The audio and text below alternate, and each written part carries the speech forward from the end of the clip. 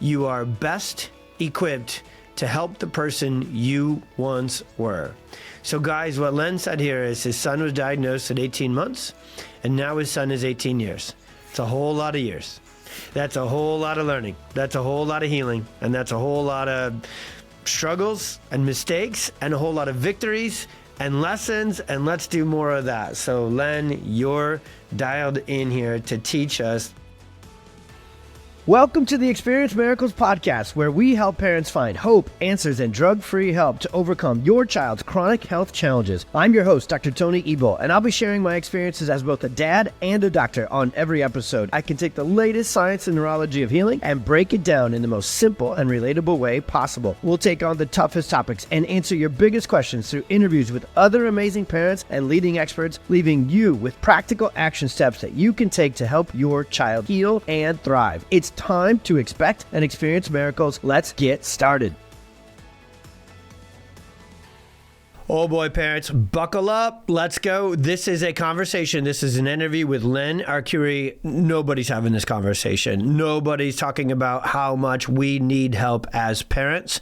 And even when they talk about it, it's like a lot of other things we bring up on the podcast. It can be so surface level and not really that actionable and not really get that deep to serve us. So today, parents, this episode's for you. Yep. Keep listening.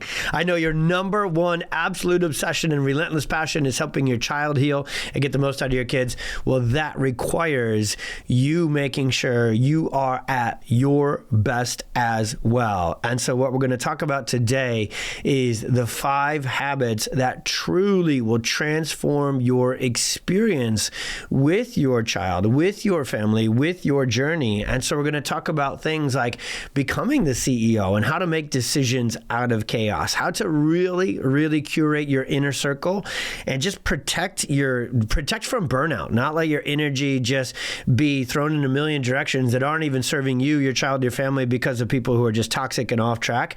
We're going to talk about the difference between responding and reacting and how to slow down to speed up, how less is more so often, and just these habits and rituals that as a parent can transform your experience as you navigate this storm, whether it's autism or epilepsy or whichever it is. This is just absolutely I don't even know what to call it. It's just it's a masterclass for parents that no one is offering us, right? When we really need it most. And so to give you the deets on this incredible human who I've been blessed to know over the last couple of years, be on their podcast, get to know him. And now God has had him step into this space, which I've seen, again, I'll say it again, nobody else has. I've not had someone come into my vortex I've had a lot of people talk about this problem. Parents are burnt out. Parents are exhausted. Parents are stuck in the chaos. Parents are losing, their faith and their confidence and their hope. But I haven't met too many people who then turn that into action, right? And actually step up and serve parents directly. And so Len is an empowerment coach and host of the Autism Parenting Secrets podcast. And he's been completely inspired, and his experience with his journey raising their son, Rai, who was diagnosed with autism and is now thriving. After a successful career, he's so good at building out actionable plans. This next step will make sense. After a successful career as a CPA, CFO, and 6 Sigma Master Black Belt, don't mess with Len, is what that says. He shifted his focus to biohacking and became a certified coach through the Human Potential Institute. And he now equips parents with tools, mindset beliefs, we get there a lot, and support action steps they need to rise with confidence and help their child thrive. You're going to learn more about Len's work at elevatehowyounavigate.com. We talk a lot about his work at the end, but you're going to want to make your way to that URL. You're going to want to just soak up every word and every concept and action step that starts with a very important perspective and mindset that Len takes us through. We've talked about this on the podcast, but we talk about this and we get after this in this incredible interview with Len. Let's go. All right, Len, brother man, we get to chat here today, dad to dad for sure, but we really get to chat as just an advocate for hope answers, drug-free help, and where most people think that we send 100% of that help is through parents to the child. And we do. You built your incredible platform and podcast. You guys have seen an incredible healing transformation with your son, as I spoke about there in the introduction. But now, in the best of ways, you have identified who also really, I can say that another 5,000 times, needs help. And that's the parent of our perfect storm, autism, chronically sick kids. And no matter where they're at in the stage, just getting started, identifying the storm and trying to get it out halfway through, which is a heck of a roller coaster to be on, right? In the midst of the healing journey, or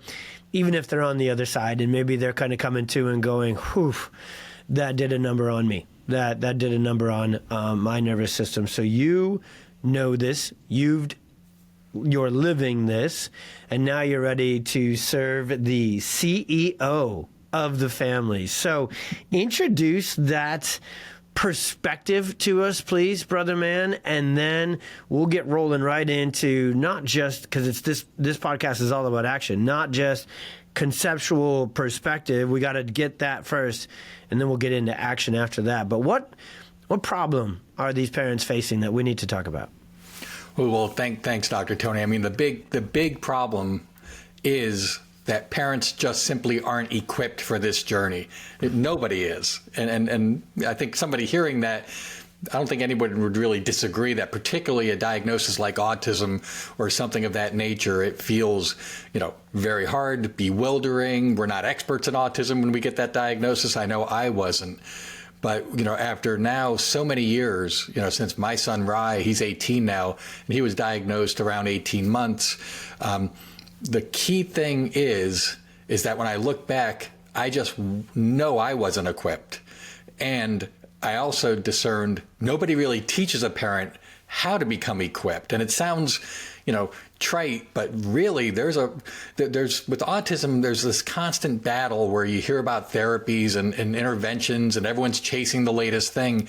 There's an endless number of options out there of what you can do for your child.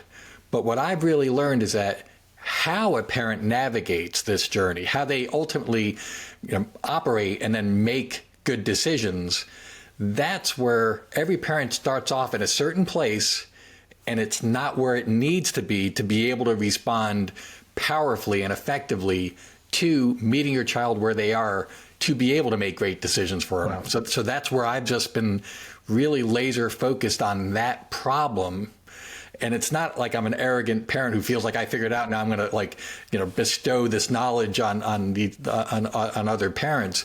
It's that I know I was wildly stuck in my own unique ways, and every parent in some way is operating because they've basically been programmed for failure, and that is holding them back. And if it's holding them back, it's really impacting the child in many, many ways. Even if the parent has the best of intentions, if they're set up and programmed in a way that's going to cut against them making great decisions, everyone's going to suffer if that's the case.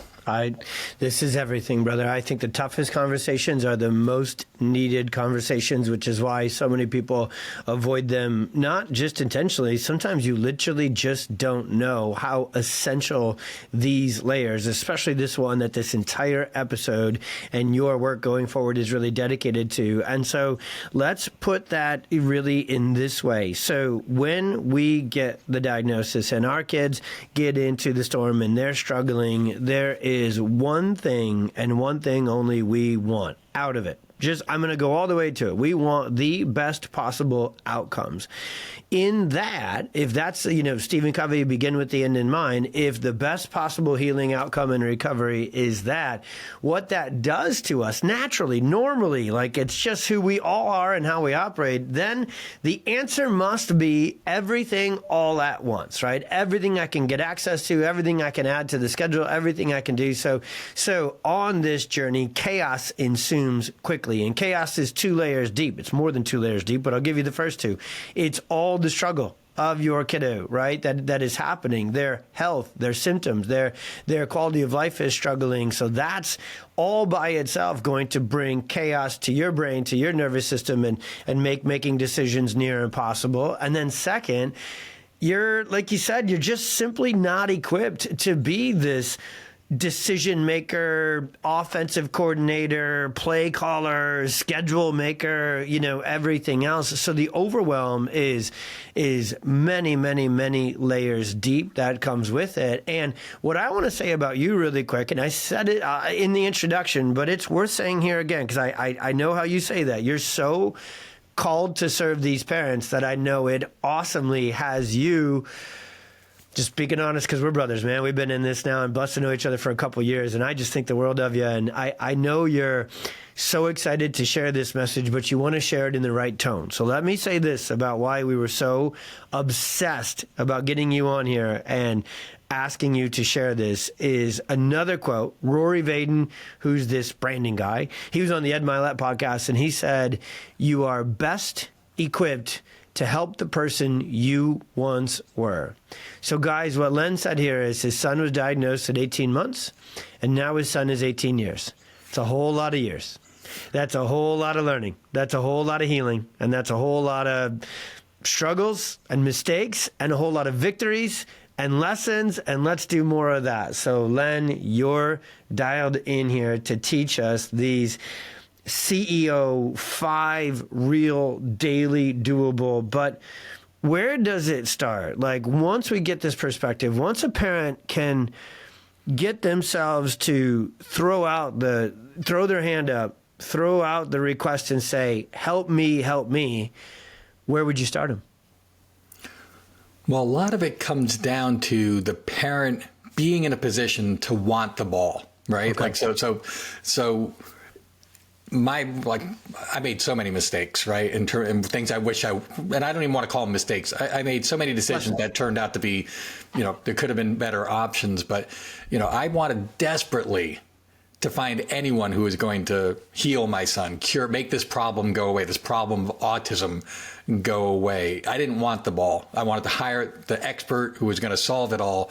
And that's where I really didn't want to step into that role, and especially as I look back on it now, I didn't want the accountability. If I made a decision that turned out to be wrong, okay, then I blame myself. And of course, this was all in concert with my wife, Cass. Again, we came together, we made our own decisions, but I think we got aligned really well with Rye. And again, we didn't feel like we were experts, and so we were looking around, trying to find that right doctor, the right intervention. But at least speaking for myself, I was still in a position where I wanted to abdicate the decision-making to whatever this expert told me. Okay. Right. And so that's where I would think it starts with you raising your hand and wanting the ball. And there's no way I would ever have wanted that if I didn't believe that my role was unbelievably important. So I discounted my own role, kind of said, okay, well, let's talk to the experts and do what they say. Forget about my gut or my intuition. So I think that's where it all starts, is that a parent who knows that they're the key and that they want to be the one who drives the bus, who makes the decisions. And again, I don't think all parents are in that mindset at the outset. I think it's a very small percent, and I definitely wasn't one of them. That makes sense, dude. Wow. And here's, this always seems to happen with the podcast, as God has called us to this. He just makes sure, right within like these 4-hour, 24-hour time frames, that I'm in the right frame of mind for the understanding of the conversation we're going to have. So I serve patients in the morning on Wednesday mornings and record podcasts in the afternoon. And as I was walking out the door here to shift from serving patients and, being in the clinic to reaching more and giving the opportunity to get out of the storm, I was chatting with my right-hand man, Dr. Matt, who's, going to have his voice even more so coming forth on the podcast here. He's our next dad and expert interview, literally coming up. And, we're working together with this really tough case. This kiddo's seizures and autism and a shunt and just a really complex case. And these parents are literal world changers. And we've been blessed to take care of them for a year and a half plus.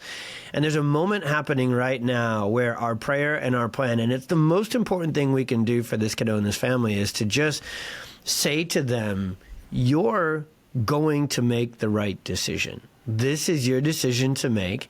You have all the information. You have the most important information. You're with them 24/7. You know what's been working. You know what's not been working. You've had the greatest conversations. You're very good at listening and gathering. You're good at sharing the information that the practitioners on your team need to help you make the decision.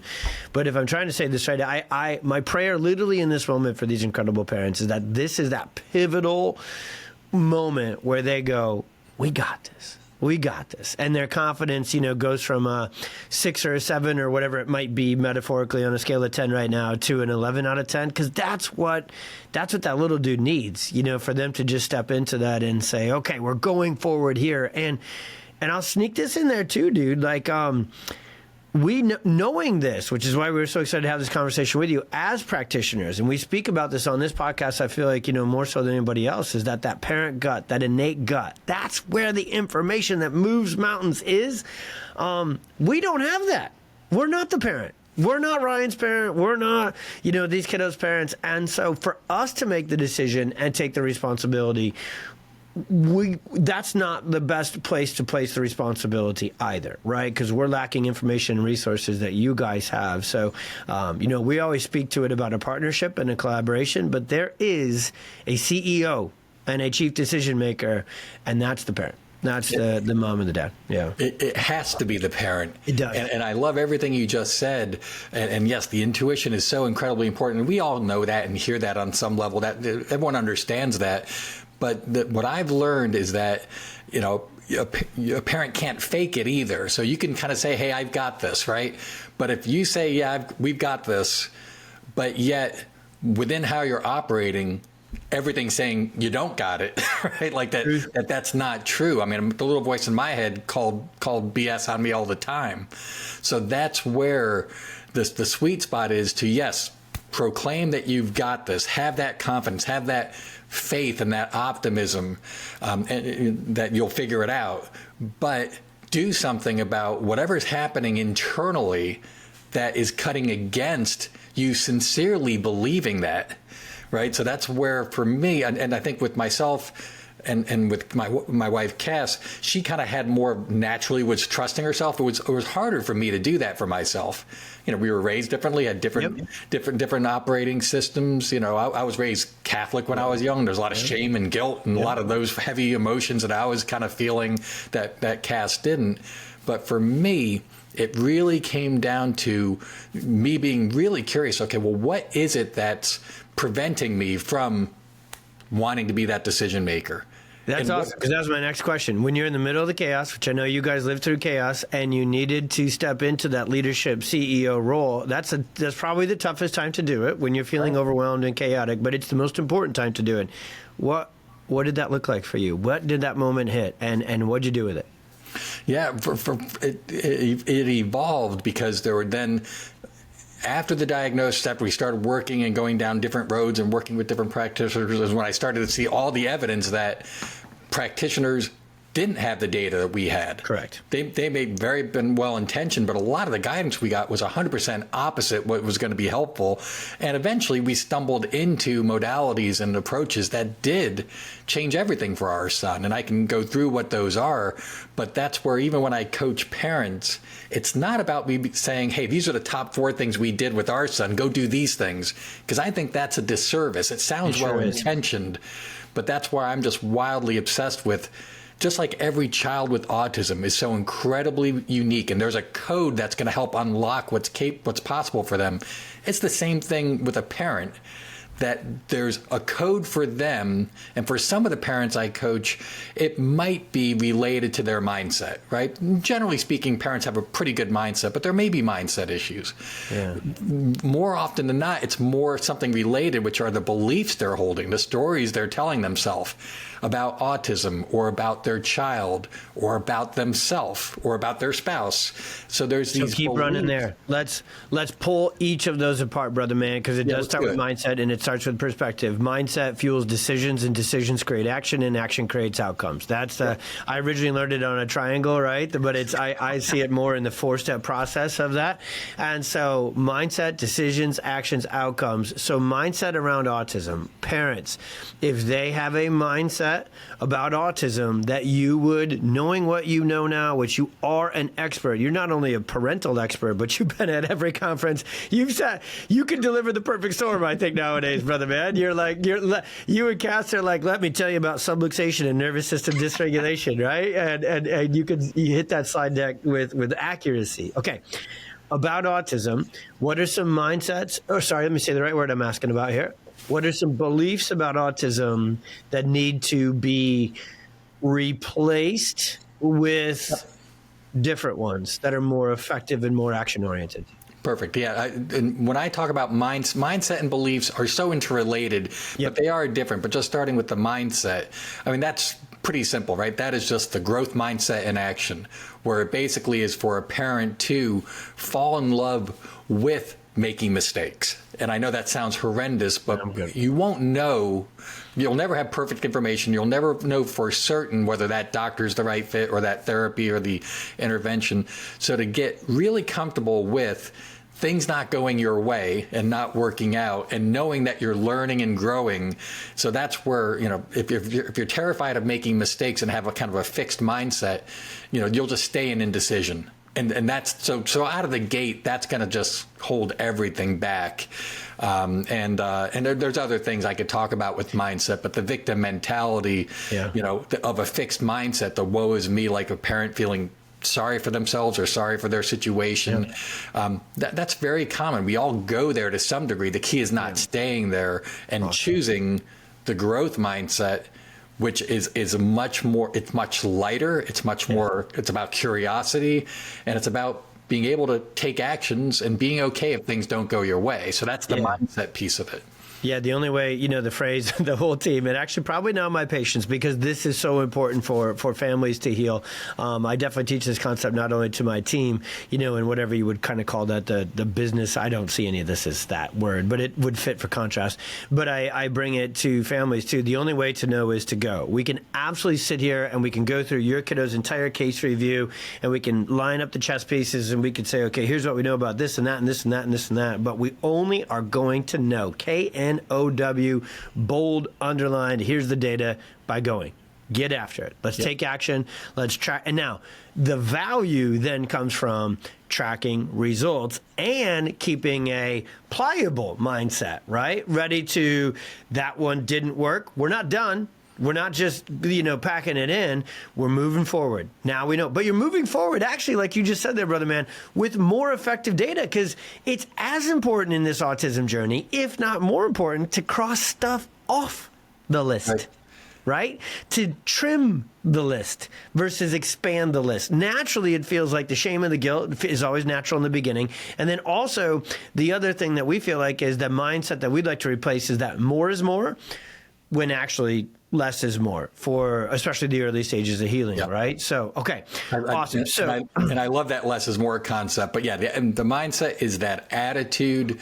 And again, it just simply comes down to a parent approaching it with a frame of mind that's not brittle, and that is not inadvertently keeping them stuck. So that mindset, the attitude, is the absolute first piece. So how do you help parents make decisions with confidence, knowing, hey, I know you're in the storm. Me and Cass, Cass and I have been in the storm. We understand the storm. We're serving families every day in the storm. So knowing where they are, knowing where they need to be, which is making decisions with confidence, what's that formula look like? Well, I think then it leads to beliefs. So from a sequencing standpoint, I would say the mindset, anybody who's looking for coaching, right, their mindset is absolutely in a great place where they're looking for support. They're wanting answers. I mean, some parents don't. They just accept what's happening and do very little. And again, I'm not judging what a parent does in any way, shape, or form. Some do very little. Some throw the book at their kid. So again, there's no right or wrong way. But again, that mindset has to be in place to some degree. And as you know, you're never done with mindset. You never check the box. You can always make it more aligned and more supportive. So I can't say enough about the importance of that being in place before all the other stuff that you might encounter. But the next step, in answer to your question, how do you help parents? That's when it gets to the beliefs that they're holding. So again, related but different. So whereas the mindset is the attitude you're taking to this journey, the beliefs are the stories that are playing in your head about the situation. And again, I've had deep work here, learning from some phenomenal guides about how important this work is. I mean, it's one thing to say, oh yeah, limiting beliefs are a bad thing. But how do you do something about it? Yeah, right. Yeah, if you hear people talk about that and then they're done talking and you're like, keep writing the book, keep teaching the class, So yeah, totally. So and that's where again it kind of goes back to mindset.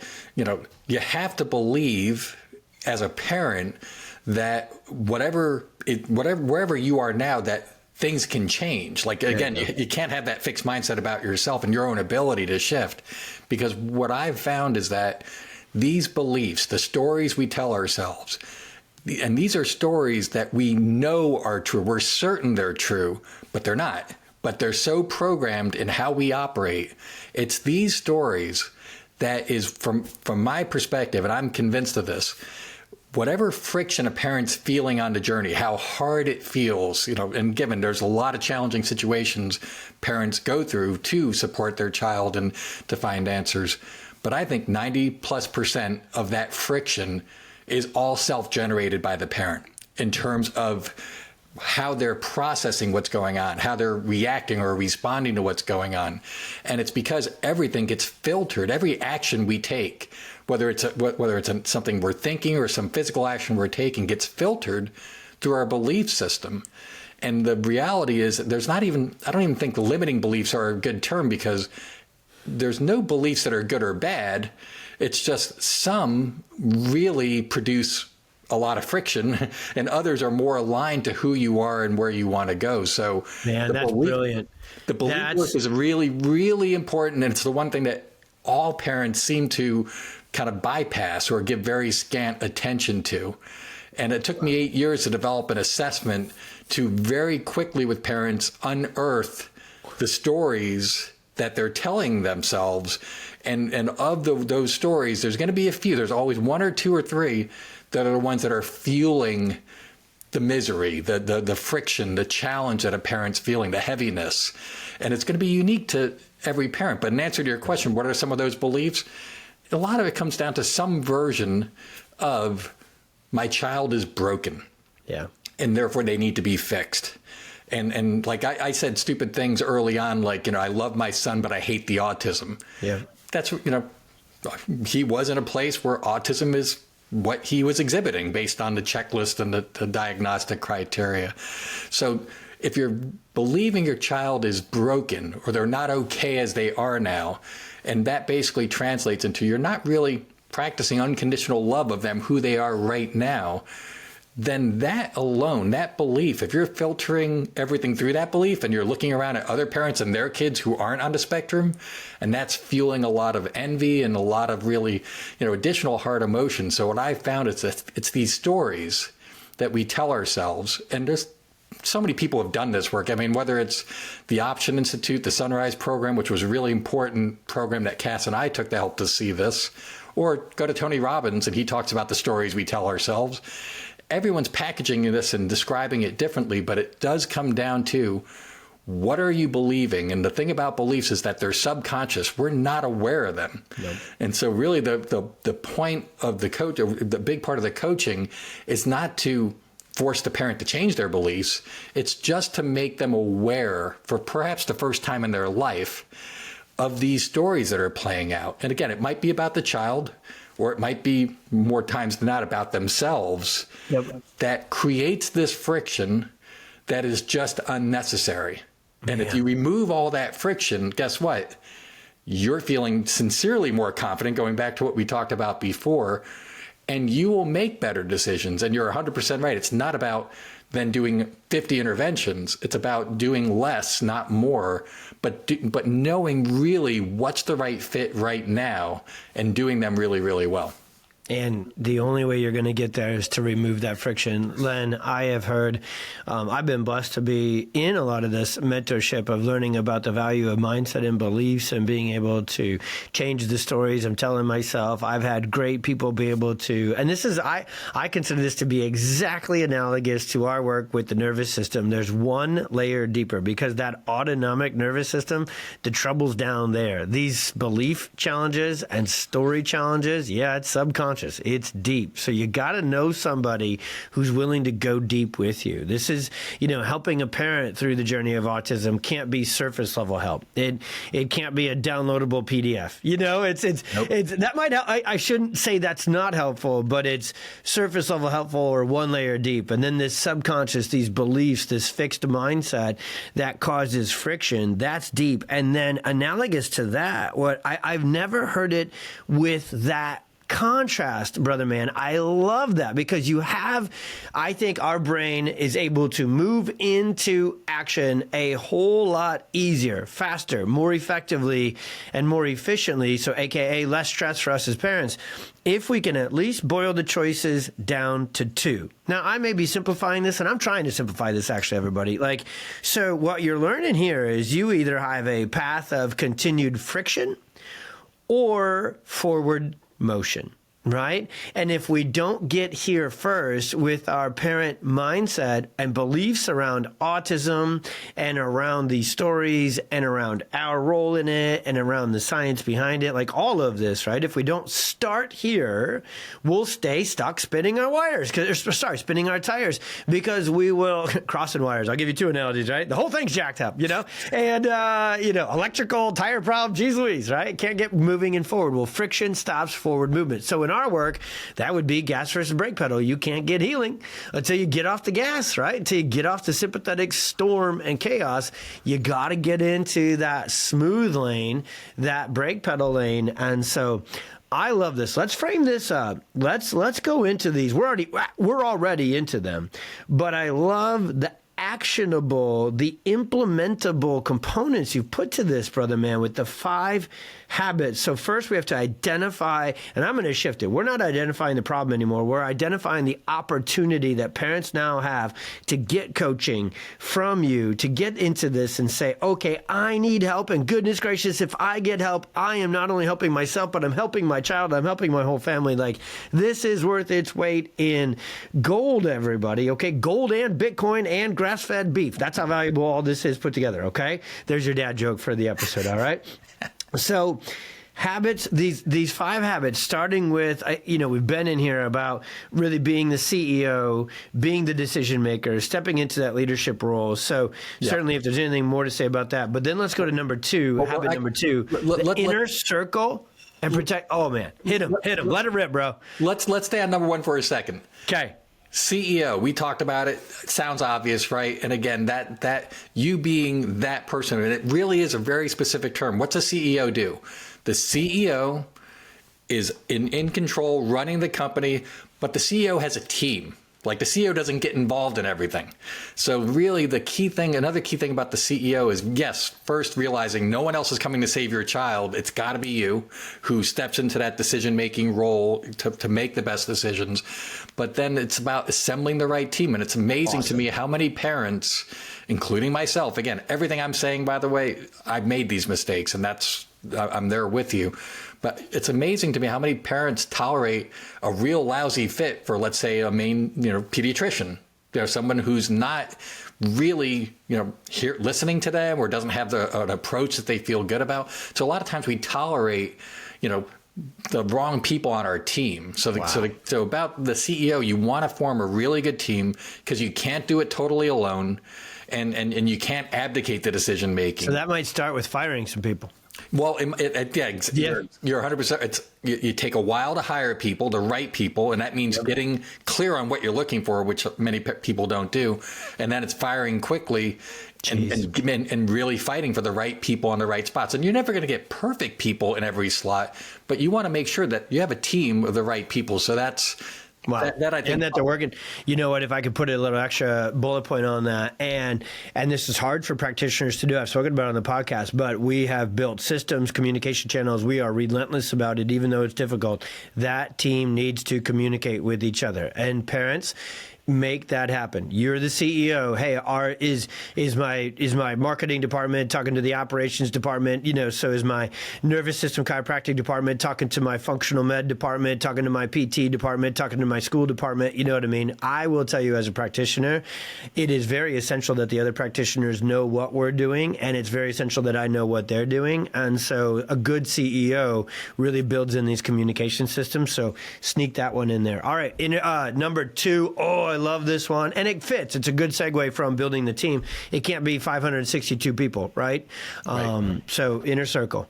So an inner circle, the right people. Like, you can take advice from and counsel from many people, but there's going to be a few that you really, respect and kind of put what they have to say above others. So, like, thinking who your inner circle is, and that might mean there might be family members, perhaps your spouse or your parents or your siblings who might be close to you, but they may not deserve a seat at the inner circle because, again, their perspective or how they're approaching it may not be a fit. So it's really kind of figuring out and making that distinction. Who's really wanting the best for you? Who's really wanting to support you, as opposed to who's just really close to you, forcing advice down your throat and making you feel guilty for not taking it. Because that's energy. So in this one, you talk about this is how you protect your energy. And if any parent needs, we kind of, this goes without saying, we haven't said it exactly verbatim per se, but goodness gracious, guys, being a parent when everything is going swimmingly is a very energy draining job, right? And so then when things are going through the storm, that energy, you preserving and protecting your energy is also worth its weight in gold. So if you let the circle be too big, but most importantly, if you let the negative Nancys, the judgmental Jerrys, and all these other sort of folks in there, that's going to drain your energy. And your kiddo and you need your energy as maxed out as it could be. So protecting the circle protects your energy too, right? It's all energy management. You're right, from a parent standpoint. And just a final thought on this, part of this inner circle thing is also, how do you create a protective barrier that kind of pushes out the toxic people that are surrounding you, right? Because there's again, you want to, sometimes we can't cut those people out totally because they might be family members. Yeah, 100%. You minimize the exposure, and it's the same thing for your child. Your child really needs to be surrounded by people who lift them up, who are approach them in a loving, accepting way. And again, there's a lot of times where I think parents may tolerate perhaps a therapist who's working with their child who just isn't a fit and who's ultimately an energy drain or creating more pressure for the child. And again, that's where it doesn't matter how credentialed and what a great reputation that person has. If they're not a fit, curate the people around you, including who's surrounding your child. And again, you do that and you're just creating a much better environment where your child can thrive. Hey, everybody listening, I know this is typical of doing what I'm about to do at the very end of the podcast, but right now, everyone, make sure every autism parent and every parent of a child who is struggling, and I know for sure, I know for sure that this message is just landing and you're like, whoa, mind blown right now, because nobody has ventured down these waters and just been able to pour into you with this conversation like Len here. And I just get to be a ride along and a guide. So parents listening, share. If there's one episode that I want you to share and share and share and send with a personal message and a text to another parent and say, hey, We got this. Let's get ourselves some help. Let's help each other. Send this episode. If there's a transformative episode in this work, it's this one. And I want to sneak that in while we still got plenty more to teach, because I don't want it to be caught at the end and people just tune out. And I love that, like, if you just listen to this yourself and it's going to transform your family, that's what we want. That one-of-one message. But please share this one, share this one, share this one. All right, habit number 3. This is so tough, but so parent. I said parent, right? So not easy to do as a parent, and so not a parent to do in any situation, but especially when your nervous system is stressed and you're in the storm and you're exhausted. So let's go protect our energy. Habit number 3 is respond, don't react, and upgrade your beliefs. We've hit that. This responding versus reacting, that's crucial, right? So what do you mean by that one? Well, yeah, that's a key distinction, and it goes kind of back to what Viktor Frankl talked about in Man's Search for Meaning, right? There's a space, and in that space makes all the difference in terms of what we're making out of a situation. So even though, especially with autism, with challenging behaviors and all the things that might come with it, it's easy to be reacting to what's happening, right? But the reality is we're never reacting. There's always a very quick space between something that happens and how we act, like what our action is. And it's that's where the beliefs that we talked about come into play, because that's the filter by which you're looking at what's happening. That's the meaning you're attaching to it. So that's where you can get better and better, no matter how chaotic things are happening, to, in any situation, pause, even if it's a nanosecond, to then choose your response, as opposed to just feeling like you're reacting. You give us you and Cass, you've like you said earlier, you've learned so much as you go along, including learning this lesson and this, kind of reaction time to response to that. Can you give an experience? Can you give a kind of a case study of a moment where maybe, prior to kind of learning this and Sure. going down this road, you would have been like, wow, we're going to react this way. And then the same scenario, the same trigger maybe happened, but you were able to check in with the story, with the beliefs, with your mindset, and make a different response? I could definitely give an example, and it's the awareness first that we are always choosing a response, right? Because it feels like things are just being forced on us, but that's not true at all. We're always choosing a response, even if it feels automatic. So with Rye, an example might be there was a period where he would really scream extremely loudly, and I would, and just it was devastating to the ears. And so in that situation, he was doing it repeatedly. I would ask him, he could understand. I would ask him politely, like nice, I'd really appreciate it if you didn't scream. Could you use a softer voice? And, we were going back and forth, and then he kept screaming. And so there got to be a point where he did it, and then immediately, my face probably got really angry, and I forget what I blurted out, but there was some, basically a dose of anger from me to him because he was screaming so loud, right? So it felt automatic. And so in that moment, when I talk about beliefs, what's happening is there's a story that's playing out that's resulting in me, let's say, getting angry at him or saying something to him or just having a real angry face. And in that moment, what I learned is that the belief I was holding was, initially it was about him. Hey, my son is doing something that I said not to do. It's inappropriate. And then I kind of, the more I kind of just with curiosity, well, what was I thinking in that moment that resulted in me feeling so angry and giving him a mean look and yelling at him, or yelling back or raising my voice to him. And really the initial story that I was telling myself was that he was disrespecting me, right? Like I asked him to not scream, and he screamed, right? So that's what was kind of playing out. But then I'm like, well, wait a second. He wasn't doing it to intentionally disrespect me, right? And so the thing with belief work, Dr. Tony, is that there's an initial story and then there's deeper stories. And so without going into all the details, the more curiosity I had within that moment, what was I really thinking? And then I realized it had nothing to do with anything I was thinking about Rye, because other beliefs I had is like, hey, he's not making progress. Maybe he's never going to get to where I'm hoping he can be. But ultimately, even those stories that I was telling myself, which is kind of futurizing, scaring myself about what might happen in the future, or pasteurizing regret and shame from the past.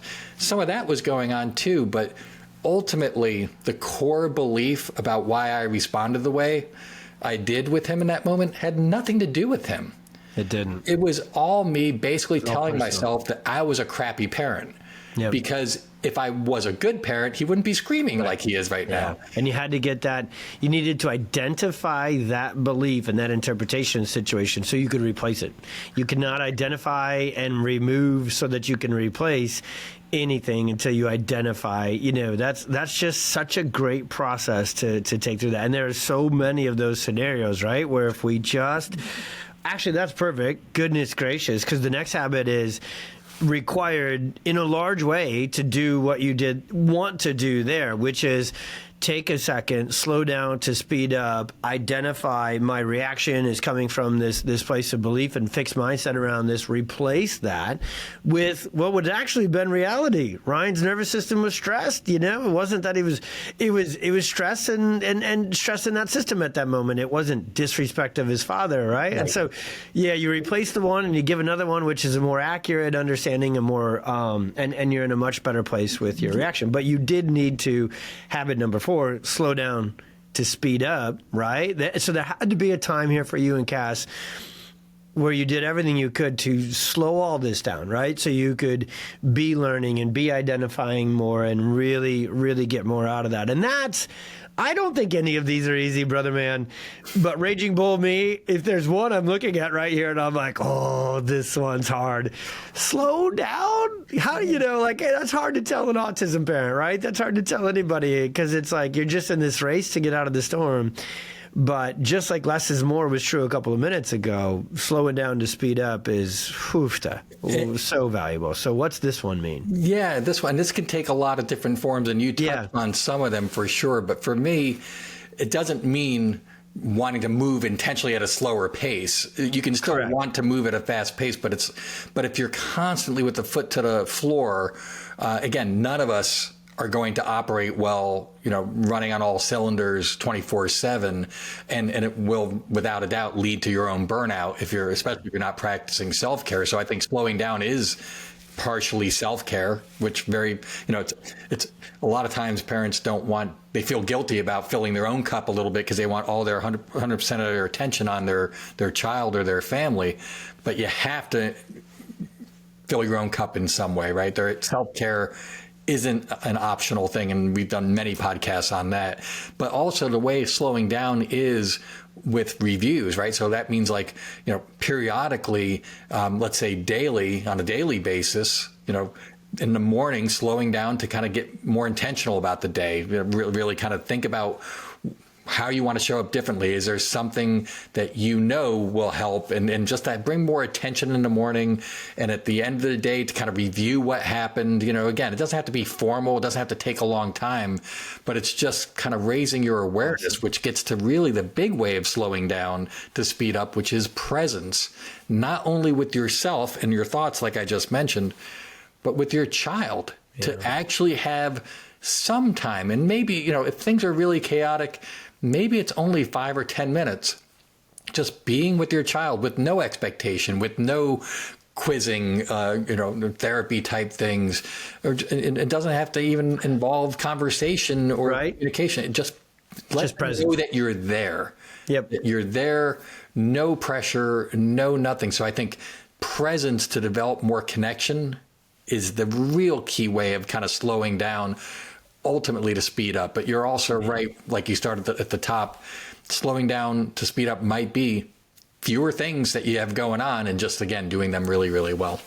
Oh, man. Okay. That one, if I could put one on a billboard, you know, or put it in your social media feed again and again and again, it's like, slow down, just be present. Slow down, just be present. Super hard to do as a parent. Super, super, super impactful for them and for you and your nervous system regulation and your healing and your connection. And so the place when you slow down, I love this last one. And I love that you even, you know, have here the power half hour.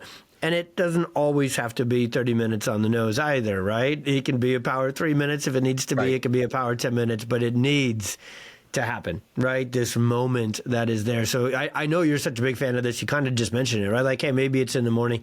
This fifth habit, which is so practical. And thank you, by the way, again, before we round third base here and are all done, but like, thank you for being so actionable with this. What I know about mindset and beliefs is that a lot of people will pick up the concept, but really struggle to put it into life, right? They don't know how to actually implement these changes in this pivotal foundational space. So, man, this is just so helpful to be able to have these 5 habits. So what's the Power Half Hour, and how important is it? What does it look like? And what's the transformation someone gets from it? Yeah, and I think that we kind of covered it a little bit when I started talking about self-care, because this is just simply, and again, the Power Half Hour, 30 minutes, right? That may sound like a lot or a little. You hit it on the head. The key here is routine. So whatever you can do first thing in the morning before kids wake up, when you have some quiet time, whatever you can do to fill your cup, and again, I don't have a regimented, hey, do these exercises in this order, right? Because we all know there's an infinite number. The key is what's going to really be something that you look forward to doing. For some people, that might be 3 minutes of breath work or meditation, or, gratitude is like gratitude journaling. I used to laugh at it because I thought, okay, this just sounds a little bit crazy. But there's no question gratitude is a superpower. Yeah. And the key is to not just write down random things that you're grateful for, but to really feel the gratitude, to take the time to feel it. And if you do that, it's impossible to feel anxious or nervous if you're feeling gratitude. So for each day to spend, even if it's 1 minute, 2 minutes of intentionally bringing to mind what you do appreciate, what is going well, because even in the most extreme situation with a child with autism, where there's a lot, quote unquote, that might be going wrong from your perspective, there's an incredible amount of things that are going right that we just can't see because of what we see that we want to change. So I think it's those types of activities for you to piece together. And again, small amount of time is fine, and you can build over time if you can, but it's doing a few minutes every day to fill your cup in some way. And for some parents, that might be some form of exercise type program. So I like high intensity type stuff where in a few minutes I can get a lot done, or even if it's body weight type exercises. Again, it's endless, the number of things, whatever might help you feel more fulfilled. And again, you'll get more centered, you'll have more in the tank to be able to withstand whatever's coming your way that day.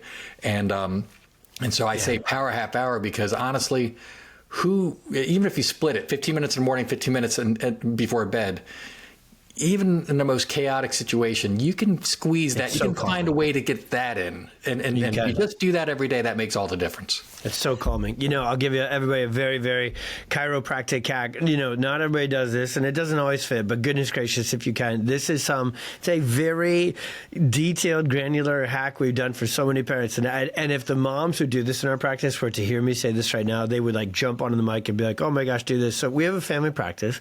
And, a lot of times in the family practice, one of the kiddos is in the storm and we're working our way out or whatever it may be. But honestly, even if they're not, what do we do as parents when our kids are around? We pour everything we've got into them, their needs. We're talking to them about them. We're keeping track of them. Are they grabbing a snack? Are they still in the room? So what we've always encouraged parents to do is, so we got a family practice. We're rocking and rolling after 2:30, 3 o'clock, right? Because that's when families get out of school or get out of sports and they come in. And mornings are actually way slower, way quieter, which is where I'm going with this.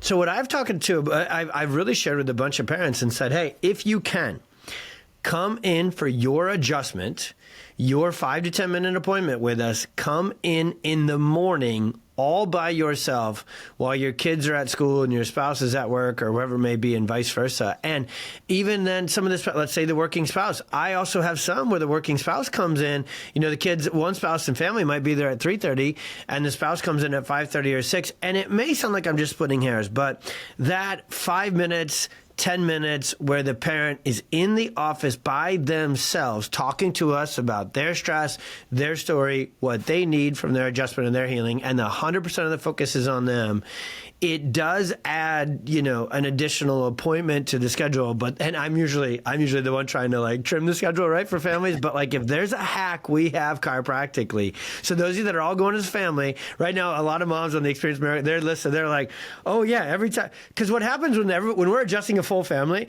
and the kids they always go first, right? Kids go first, and then they just disperse, right? They go to the toy room and they go to. So now the mom's on the table and she won't even answer our questions about how she's doing because she's like, where's my kid? What's going on? You got to ask her 3 times. She gives you a surface level answer. And when she's laying on the table, she's like ready to jump up, like, to go find. So it's just a great real life example of like that 5 minutes is so much more powerful if you can get the space where it's just your space to do it. And again, I present that and it's not, it's still wildly effective to get adjusted all together as a family. And we actually even build our CA team to like say, hey, come, go color with this kiddo while mom and dad are getting adjusted. There's a lot of ways to work this around, but it's a good example of, I do find those parents, they get more healing, mojo out of it in that way. So, all right, brother man, round and third base, couple of questions that are kind of, I like to kind of go into these rapid fire things at the end here. If you had just a couple of minutes to teach a parent, these core concepts that you're bringing and coaching and mentoring, guiding people with, and in those couple of minutes, you had one habit you would start with, what was the one habit? What is it? For the parent? Yep. And I'll go back to what we talked about before. For the parent, I would just really encourage them with curiosity and lightness, just develop the habit of unearthing your stories, which again can be as simple as this happened today and I felt like really just with curiosity and lightness, what was going through my mind? What was I telling myself? That is the absolute single greatest thing a parent can do, because once you do unearth and become aware of your stories, and what you'll find is the same stories popping up in different places. Once you become aware, Tony, that's one of the things we didn't talk about. Even if you've held a belief for decades, you can, in a nanosecond, shift. Plastic. You can shift in a totally different direction. Completely pliable. Yeah, absolutely. And it maybe you won't shift 100%, but you'll be on your way to really then moving to this newer belief that is more true. That's the beauty of just revealing the unseen. Yeah, busted up, dysregulated, limiting, causing friction, stopping forward momentum happening beliefs are subluxations. Subluxation is a problem that is in the way, causing interference, and it's just an obstruction. When removed, healing happens in the forward direction. So that's such a cool comp there on that. All right, what about the parent? What would you say when they know their tank is running on fumes and they need to start refueling their tank? If you were to kind of, rank your top 1 or 2, and again, tough question because everybody is so different as to, where the leaks are in their tank, right? And which one to plug first. But what have you seen? You've been able to coach and guide and mentor through your community, which we'll talk about here when we're done, the incredible podcast, the Autism Parenting Secrets, and the community, and now the coaching you're launching as well. Right. So you got experience, you got reps here. If you were to run the roster and say these move the needle most, what's your 1 or 2 to recharge batteries?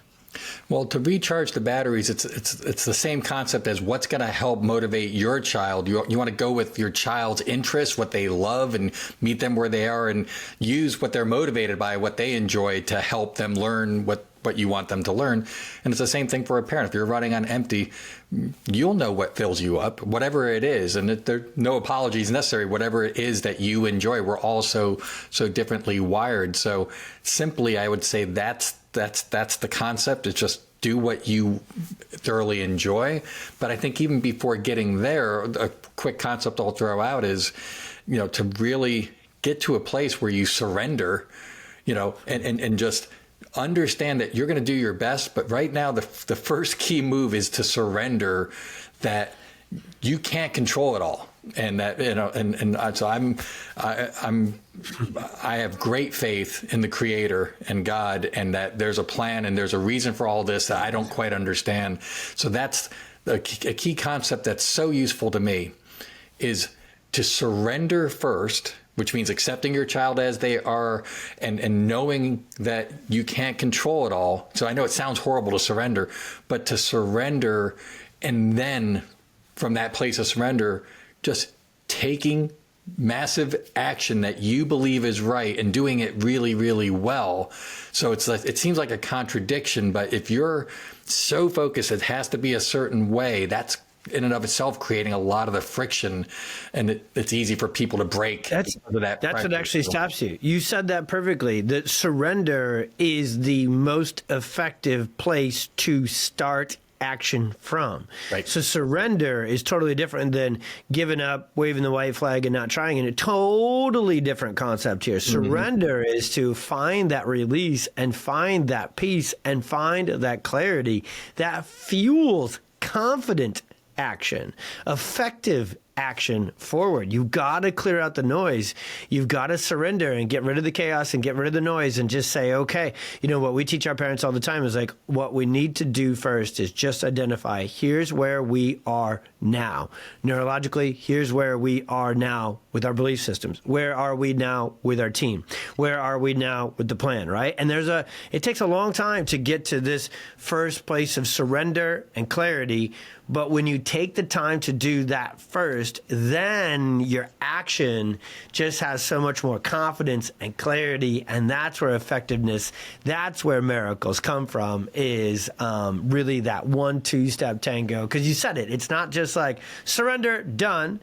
Surrender, and then you immediately go, and now we're taking massive action, right? And that is game on, brother, game on. So the action everybody needs to take is, I've been blessed to be on your podcast twice, the Autism Parenting Secrets. The community is so supportive and so empowering, but so I don't not want to talk about the podcast and the community, but you know my obsession with this. When you hit me with this and you said, hey, God has called me to this, our experience has led to this, I am ready to step in and do this. I kind of came through the screen last time, and I was like going to lovingly grab you by your shirt and be like, you got to do this, Len.